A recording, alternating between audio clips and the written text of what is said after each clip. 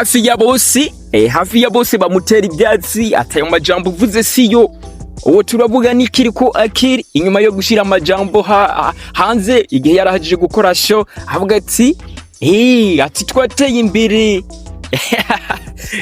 Guys, ati bino bintu nkoze muri Stade Intwari ati mutabyanditse ibibambasi n'intuze abizobyandika.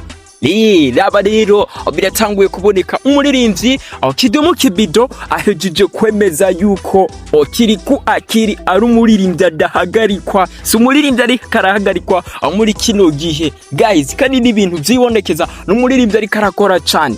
Mu majambo make yavuze umuririmbyi Kidumu Kibido aho yari mu kiganiro n'umumenyesha makuru araho yaravuze ati Kidumu je ikimubona ari muto anavuga ati wonyene wonene nabyiwe atariko ubu atarakomana sana ati Kiriko afise ukuntu akora ibintu vyiwe neza ati kandi afise ukuntu yiyumvira cyane ati rero Kiriko n'umuririmbyi adahagarikwa arongera arabishimangira. Guys, rero atugiye kuraba byongeye Kiriko n'umuririmbyi umwe atari karahagarikwa kabisa, n'umuririmbyi afise creativity nyinshi, n'umuririmbyi utoshobora uvuze ngo umugwanye kuri creativity, n'umuririmbyi nahoza n'abaririmbyi jana kuri creativity afise utopfa kumukora ko. Guys, rero reka bamwe bavuga ngo yarataye inziro ngo yaragize iki, oya nibikorwa biriko biribonekeza. Guys, mu mutahure kandi namwe mu mutahure ayego kuba legend nibyo nkuko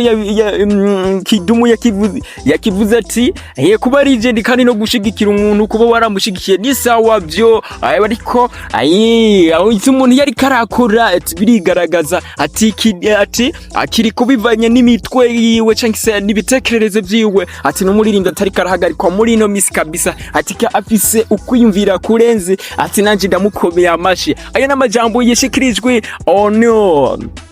na Kidumu Kibido imbere yuko abandi bubu bariko bamutera ibyatsi cyane ngo kwijambo yavuze ngo sijyo. Ariko reka tubabwire yuko ino entertainment iryoshe mwabantu mwakurikirana entertainment iraryoshe sana. Rego bana natwe ani kuri TWENGAKO TV amajambo Kidumu ahejeje gushikiriza n'amajambo meze cyane ati unstoppable.